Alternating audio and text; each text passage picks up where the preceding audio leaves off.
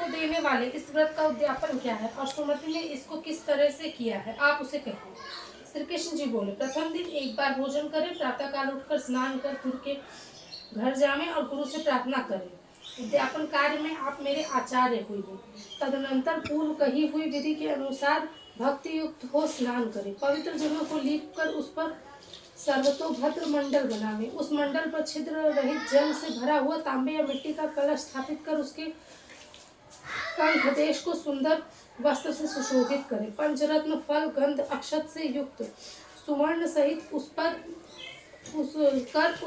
यवपूर्ण ताम्र पटल या यवों से परिपूर्ण बांस का पात्र या मिट्टी का पात्र रखकर वस्त्र से आच्छादित करें। तदनंतर अष्टदल कमल लिख अंतःकरण शुद्ध कर ऋषियों की सुवर्ण की प्रतिमा बनावे। वो प्रतिमा एक पल की, आधे पल की या चौथाई पल की अपनी शक्ति के अनुसार धन की शुद्धता को त्याग कर बनवावे।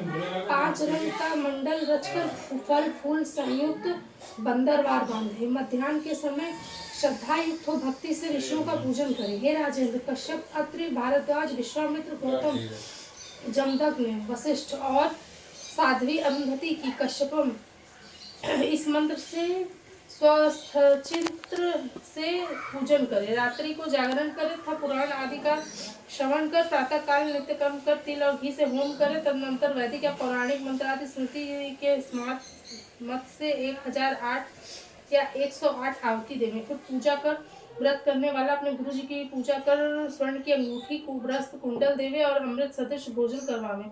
बछड़े सहित दूध वाली एक गौ गुरु जी को देवे और ऋतुजों की वस्त्र व दक्षिणा आदि से पूजा करे। भक्ति से कलश देकर सपत्नीक आचार्य को प्रणाम कर क्षमा के लिए प्रार्थना करे। भक्ति से ब्राह्मणों को भोजन करावे और दीननाथों को तृप्त करे। आज्ञा लेकर इष्ट बंधुओं सहित भोजन करे। व्रत फल चाहने वालों के लिए मैंने उद्यापन की विधि कही है।